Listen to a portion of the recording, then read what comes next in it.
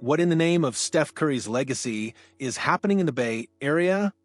Are we witnessing a masterclass in negotiation or a slow-motion train wreck for the Golden State Warriors? Just when you thought the Jonathan Kuminga trade saga couldn't get any more complicated, a new obstacle has emerged, throwing a wrench into what many believed was the most likely resolution. This isn't just about a disgruntled player anymore.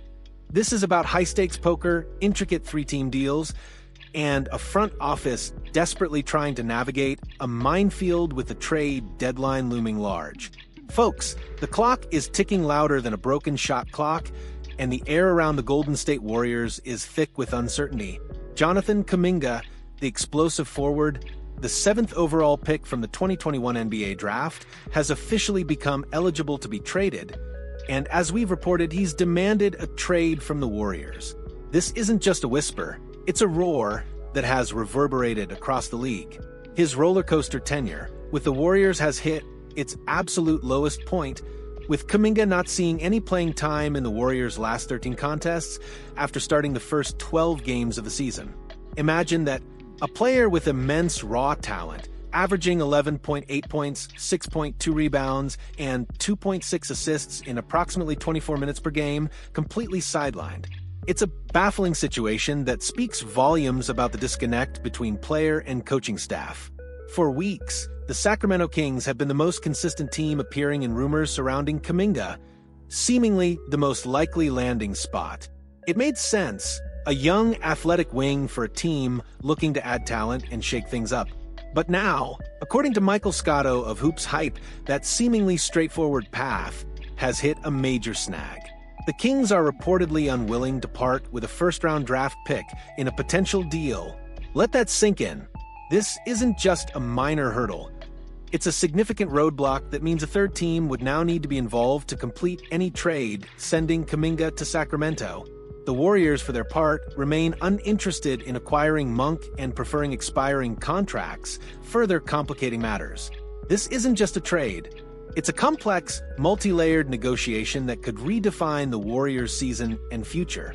The emotional stakes couldn't be higher for a franchise that prides itself on its culture and its ability to develop talent. This isn't just a trade rumor, it's a full-blown chess match with the future of the Golden State Warriors hanging in the balance.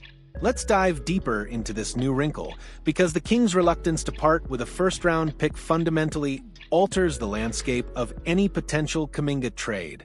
Remember, over the summer, Sacramento was reportedly considering including a protected first-round pick along with Malik Monk in sign-and-trade discussions for Kuminga. The fact that they've now backed away from including that pick signals a significant shift in their perceived value of Kuminga, or perhaps a stronger commitment to their own future draft capital. This isn't just a minor negotiation tactic.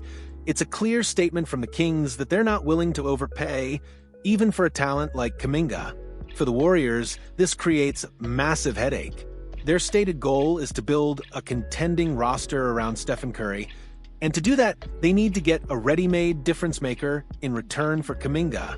If the Kings aren't offering a first-round pick and the Warriors aren't interested in Malik Monk's contract, then the value proposition for Golden State diminishes significantly. This forces the Warriors into a more complex scenario, finding a third team willing to take on Kuminga, or perhaps provide the draft capital or a player that the Kings would be willing to part with in exchange for assets from Sacramento. This isn't just a two-team trade anymore. It's a multi-party negotiation that requires intricate salary matching, asset valuation, and a whole lot of phone calls. Consider the historical context. The Warriors have always been adept at navigating complex trade scenarios, but this one feels particularly fraught.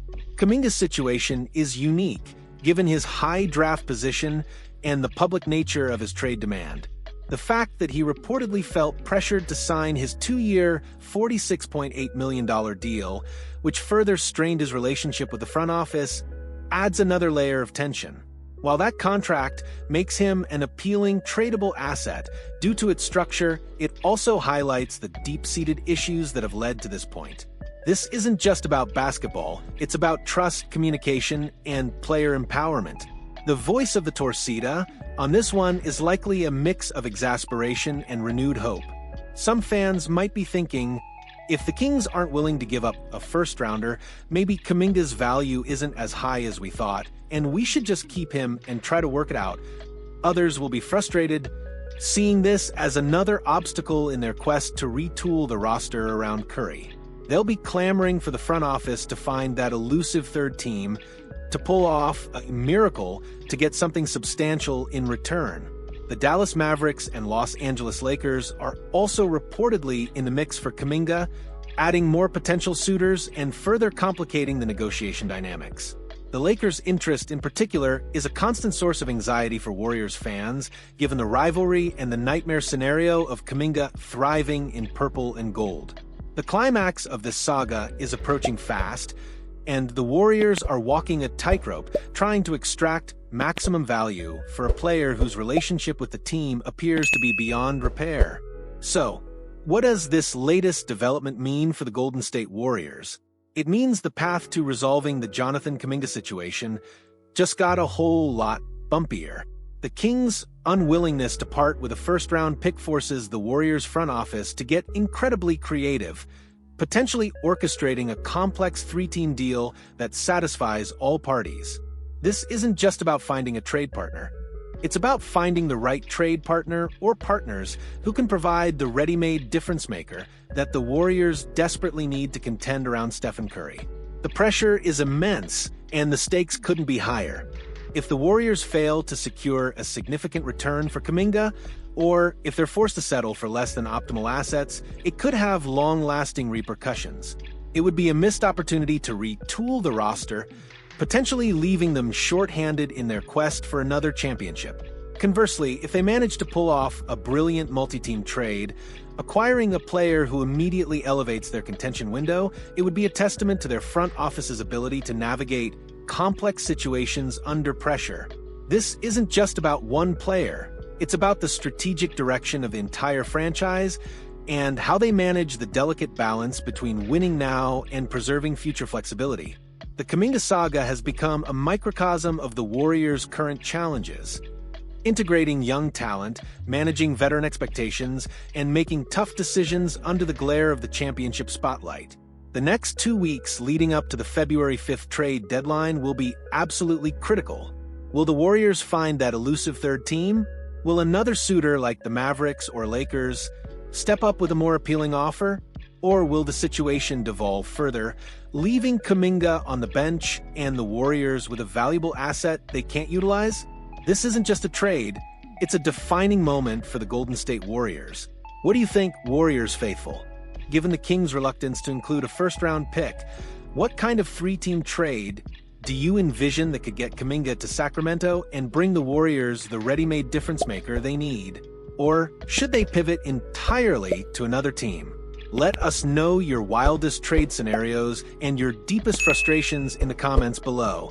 Don't forget to smash that like button if you're feeling the tension, and subscribe for more exclusive, hard-hitting analysis on all things NBA. We want to hear your voice.